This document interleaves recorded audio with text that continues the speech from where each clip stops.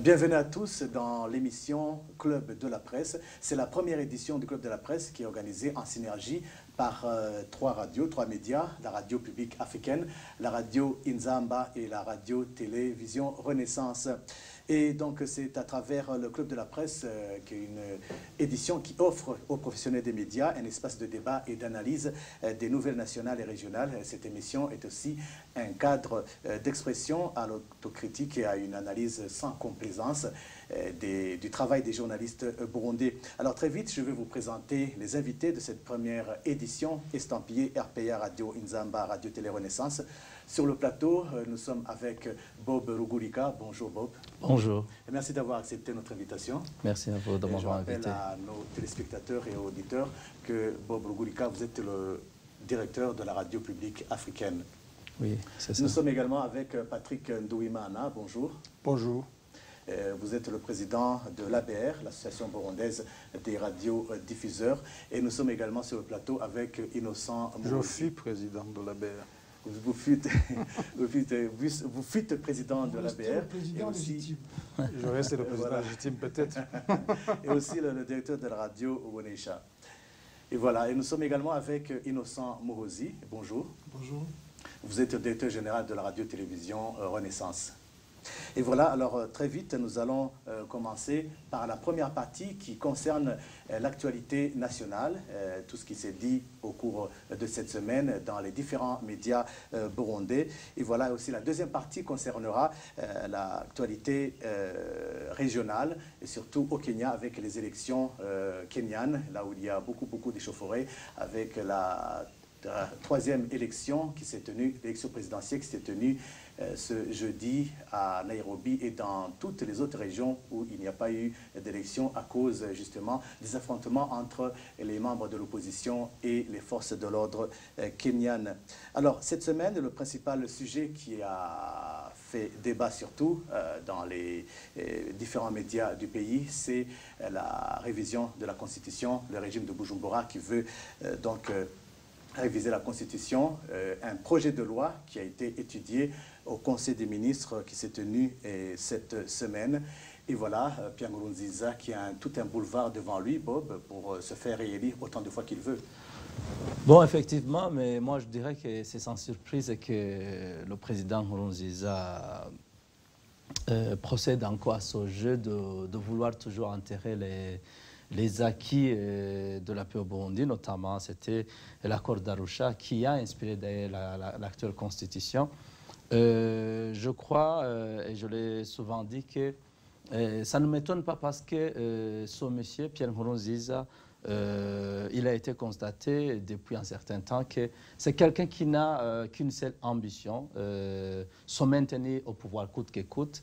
Donc, au prix même du sang des Burundais, et c'est ce qui se passe aujourd'hui au Burundi. Vous avez vu quand il a brigué son troisième mandat illégal, anticonstitutionnel, tout le monde l'avait conseillé, tout le monde croyait qu'il ne va pas franchir cette ligne, mais il l'a fait. Et je pense que il est toujours dans cette logique, il va foncer, il va tripatouiller encore cette constitution en violation de toutes les règles démocratiques, bien sûr. Et d'ailleurs, d'après les informations que j'ai, c'est qu'il y aurait encore une autre opposition interne au sein même de son parti, au sein de l'armée. Reste à savoir ce qui va se passer dans les prochains jours parce qu'il semblerait qu'il est toujours en train de forcer cette révision de la Constitution. Attendons voir, mais moi je pense, comme je l'ai déjà entendu de la part de certains opposants qui se sont déjà exprimés, je pense que si vraiment il force encore, ça va mettre même un frein à ce processus de dialogue et, entre guillemets, de négociation qui était initié par la région est-africaine, notamment sous la facilitation de l'ancien président tanzanien Benjamin Mkapa. Donc, je pense que Nkurunziza se moque de tout le monde et c'est ce qu'on est en train de voir. Attendons voir ce qui va se passer dans les prochains jours. Alors Patrick, le combat de ceux qui luttaient pour que la Constitution ne soit pas révisée avant que tous ces problèmes liés à l'insécurité aussi, tous les problèmes politiques, ça veut dire que le combat est déjà perdu? C'est fini, terminé? Bon, écoute, Nkurunziza, comme tu l'as bien dit, il a tout le boulevard devant lui. Parce que les forces qui devaient l'arrêter dans son plan ne sont plus dans le pays. L'opposition carrément est en exil, il a détruit les médias, la société civile n'existait plus. C'est toutes ces forces-là qui devaient dénoncer, surtout continuer à sensibiliser les Burundais pour que on ne modifie pas la Constitution, surtout qu'on n'enterre pas l'accord d'Arusha. Or, visiblement, pour arriver à son ambition, comme l'a dit Bob, qui est de se maintenir au pouvoir, je ne sais pas pendant combien de temps, et voilà, il poursuit son bon chemin.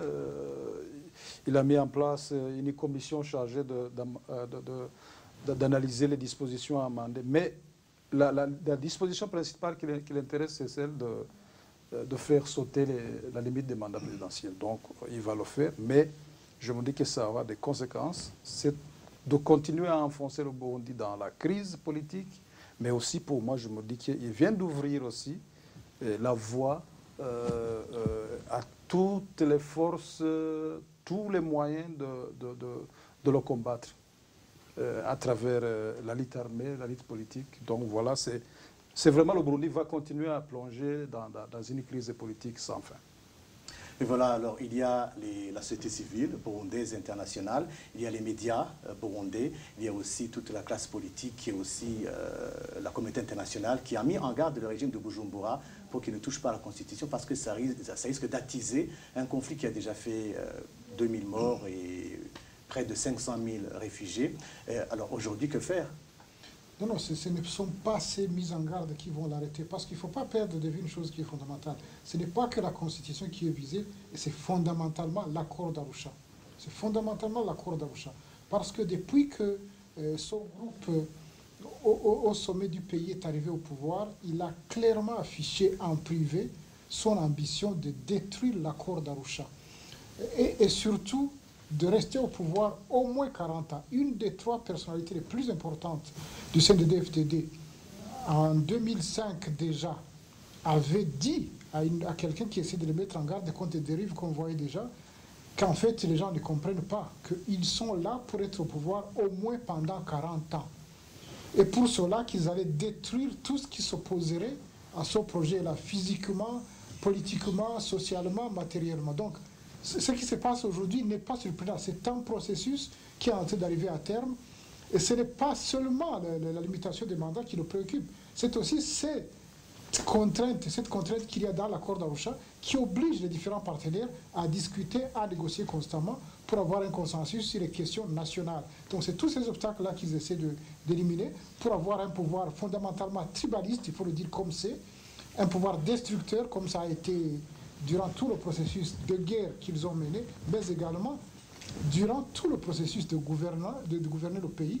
Chaque fois qu'ils ont pu tuer les gens, ils ont tué les gens. Chaque fois qu'ils ont voulu spolier les gens, ils ont spolié les gens. Et donc ce n'est pas étonnant. C'est un processus inscrit dans le projet de certaines des personnalités les plus importantes de ce parti depuis le début. Et évidemment, ça va nous plonger encore plus profondément dans la crise. La guerre est inévitable, encore une fois. Il y a des gens qui ne semblent pas le comprendre. Ils ont beau dire que ça va, ceci et cela. Ils ont beau tuer tel ou tel autre leader de mouvements rebelles, mais ça ne changera rien. La guerre est inévitable. Parce que ce qu'ils sont en train de recréer dans le pays, ce sont les conditions d'une guerre de façon assurée, de façon certaine. Quand est-ce qu'elle va éclater à grande échelle? Comment il va se faire, ça je ne peux pas le dire, mais c'est certain que toutes les conditions de la guerre sont en train d'être vraiment mises en place.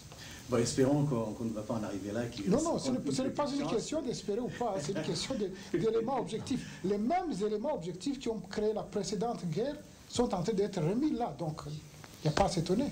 En fait, lui, il se croit que maintenant, tous les obstacles, il les a éliminés. Il les a éloignés, il les a éliminés.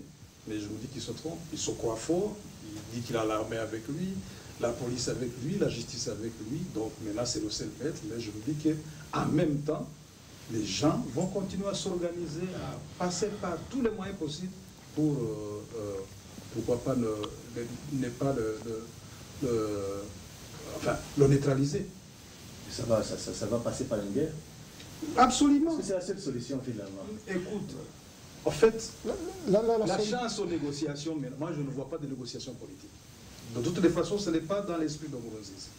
Lui, il a choisi le forcier, c'est-à-dire la force, et il n'y a que là, la force aussi qui va aussi l'arrêter dans son plan.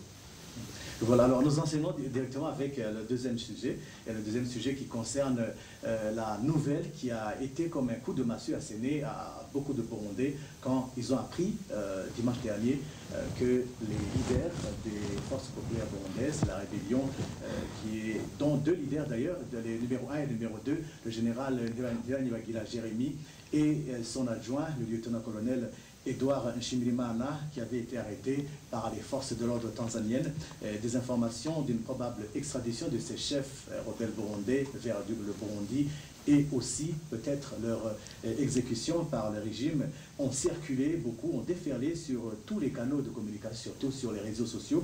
Et en l'absence d'informations de la part des autorités tanzaniennes sur cette arrestation, la rumeur, bien sûr, la désinformation ont pris le dessus sur les réseaux sociaux. Alors, Bob Rugurika, le porte-parole des FPB, le colonel Adolphe Manirakiza, a affirmé dans la foulée qu'il n'avait pas d'informations fiables concernant cette arrestation.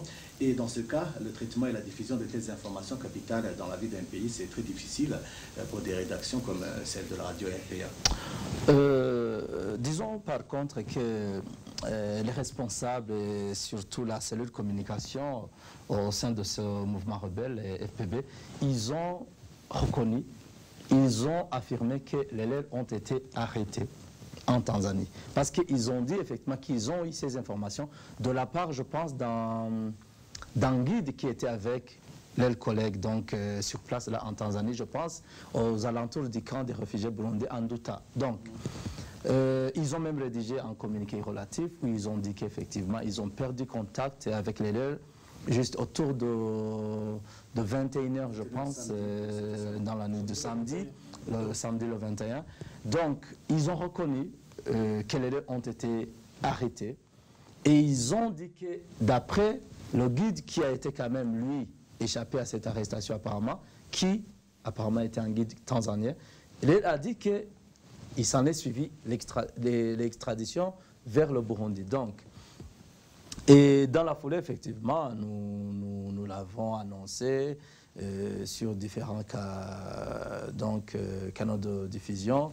Nous avons annoncé l'information.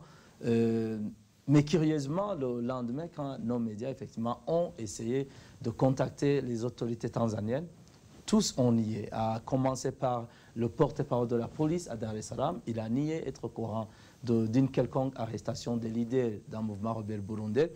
Donc, ce qui laisse effectivement la voie à plusieurs spéculations, à plusieurs rumeurs. Et du côté de Bujumbura, on a vu effectivement les médias pro-gouvernementaux comme le journal en ligne Ikiriho qui s'est précipité effectivement à rejeter l'information. Et connaissant les méthodes de communication du régime, on sait que ce journal a agi sur instruction de certains responsables politiques d'ailleurs qui l'ont créé.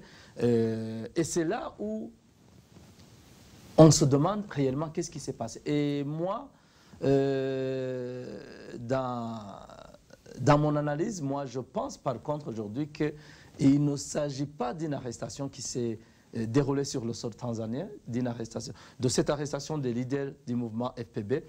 Par contre, je suis en train de penser à un enlèvement. Donc, reste à savoir qui, entre les Tanzaniens et les Burundais, les services burundais, ont enlevé ces leaders du mouvement FPB. Donc, ce qui est sûr, c'est que ces gens sont en danger.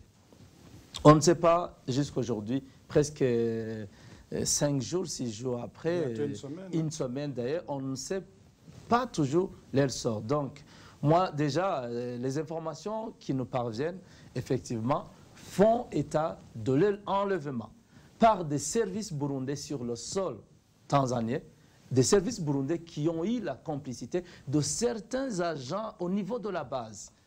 Alors, et c'est là où je me dis que ce qui s'est passé n'est pas officiel. Parce que si vraiment ils avaient été arrêtés par des services tanzaniens, sans nul doute que la police tanzanienne aurait déjà reconnu et annoncé ça. J'ai vu sur les réseaux sociaux beaucoup d'informations qui circulent comme quoi les autorités tanzaniennes vont les livrer aux Nations Unies, à l'Union africaine. Mais je pense que tout ça, c'était des informations fabriquées ou juste mises dans l'opinion par le régime burundais. Sinon, je dirais que nous avons plusieurs informations à ce sujet et toutes ces informations ne sont pas vraiment du tout tranquillisantes par rapport au sort de ces gens. Mais je pense que c'est une affaire qui va coûter beaucoup au gouvernement burundais. Parce que c'est une affaire aussi qui risque de créer une rupture entre la Tanzanie et le Burundi. Alors voilà, toujours en rapport avec cette affaire, il y a eu beaucoup de désinformations et on a vu le piratage de certaines pages Twitter, des gens comme Bob Rugurika et aussi d'autres acteurs de la société civile. Alors cette désinformation et aussi le silence assourdissant des autorités tanzaniennes autour de cette affaire. Comment la traiter au niveau des médias pour que les Burundais puissent au moins, s'ils pas savoir ce qui s'est réellement passé, mais au moins avoir une idée de tout ce contexte en rapport avec aussi les rapports entre le Burundi et la Tanzanie qui abritent les pourparlers inter-burundais. Au niveau des médias, il faut continuer à creuser. Il faut continuer à enquêter par toutes les voies. Il faut chercher si jamais il y a des réseaux ou des contacts des journalistes dans la région, ils ont été enlevés. Moi, je dis, je suis d'accord avec ce que Bob a dit. Ils n'ont pas été arrêtés parce que leur arrestation n'a pas été régulière. Ils ont été enlevés. Il reste à savoir qui ont été dans son coup. Sinon, au niveau des médias, il faut vraiment continuer à creuser. Et si on a des informations sûres, et je pense qu'on va les avoir, je ne me décourage pas. Si on a des informations sûres, il faut vraiment les livrer au public parce que le public a soif de connaître la vérité. Et comme l'a dit Bob, moi aussi je suis pessimiste. Au niveau de leur sort, moi aussi je crains même le pire. Je crains le pire. J'ai vu le communiqué des FPB ce matin. On voit carrément qu'ils préparent aux gens, aux familles de ces leaders qui ont été arrêtés, aux familles de ceux qui soutiennent ce mouvement. Ils les préparent au pire, c'est-à-dire à une information qu'ils ont été tout simplement liquidés. Vous savez, moi je pense qu'ils ont été arrêtés par des agents tanzaniens. Ça, il faut que ce soit clair. Arrêtés ou enlevés, mais c'est par des agents tanzaniens. Parce que les agents burundais qui étaient là, parce que le responsable des renseignements burundais à Muyinga était sur place en Tanzanie, avec un commissaire de police burundais aussi je crois, Gisuru, quelque chose comme ça. Donc des agents de sécurité burundais étaient sur le sol tanzanien pour réceptionner la livraison effectuée par des agents tanzaniens. Maintenant, ces agents tanzaniens peuvent avoir fait des connivences avec les autorités burundaises, moyennant éventuellement corruption, ça c'est possible. Mais ce qu'il faut vraiment clarifier, c'est qu'ils ont été d'abord arrêtés par des agents tanzaniens, puis livrés à des agents burundais qui se trouvaient sur le sol tanzanien. Maintenant, il y a deux spéculations, disons. Celle qui est positive, ou les gens espèrent positive, ça dépend pour qui évidemment, pour les proches, pour les amis, pour tous ceux qui sont du côté des droits de l'homme, qui espèrent qu'ils ont été transférés à Dar es Salaam ou dans une prison tanzanienne. Et il y a l'autre qui est la pire et qui est la plus plausible manifestement jusqu'ici, qu'ils auraient été transférés au Burundi et donc exécutés de manière sommaire. C'est vraiment ça, ce sont les faits jusqu'à maintenant sur lesquels on peut dire c'est à peu près ça qui est sur le terrain. Maintenant, on peut s'interroger évidemment sur les conséquences, etc. Moi, je pense que la première chose qu'il faut commencer par comprendre, c'est que dans des mouvements comme ceux-là, dans un processus de libération, parce qu'il s'agit bien de cela, qu'on le veuille ou non, puisque le FPB, comme Laurent Tabara, comme peut-être d'autres, disent qu'ils veulent rétablir un état de droit au Burundi. Et si tel est le cas, ce serait vraiment une véritable libération. Il faudra les voir à l'œuvre maintenant. Si c'est ce qu'ils disent, c'est ce qu'ils font. Mais si tel est le cas, il faut qu'on comprenne aussi que dans ces processus-là, des leaders meurent très souvent à travers l'histoire. Vous pouvez prendre le cas de l'Afrique. Vous trouverez des gens comme Amilcar Cabral qui a été tué, qui était non seulement un grand stratège militaire, mais aussi un grand penseur politique en Afrique. Vous trouverez des gens comme les Patrice Lumumba, vous trouverez des gens comme Eduardo Mondlane, vous trouverez des gens comme les Steve Biko, Fred Rwigema. En Amérique latine, vous pouvez trouver les Raphaël, qui était le premier leader du mouvement sandiniste, les Farabundo Marti, Camilo Torres, etc. Il y en a beaucoup qui ont propulsé des mouvements comme cela, mais qui sont morts, et ça n'a pas empêché le combat de continuer, l'idéal de continuer, et finalement d'arriver à l'objectif final. Donc, que des leaders puissent mourir dans des choses comme celle-là, ça fait partie des risques, ça fait partie du processus, mais ça ne veut pas dire que c'est la fin du combat que ces gens ont amorcé d'une façon ou d'une autre, en supposant que leur combat soit un combat pour un état de droit, bien évidemment. Voilà. Dernière petite chose que j'aimerais ajouter, si vous permettez, les gens de Bujumbura doivent savoir une chose. Plus ils maltraitent les gens, les prisonniers ou ceux qui sont opposés à eux, plus ils multiplient les risques d'être traités de la même manière. Parce que c'est ça le risque qu'ils ont. Ils oublient que demain, ils tomberont d'une façon ou d'une autre, ils quitteront le pouvoir d'une façon ou d'une autre, mais comment est-ce qu'ils pensent qu'ils vont être traités par les gens quand ils traitent les autres de la manière dont ils les traitent aujourd'hui?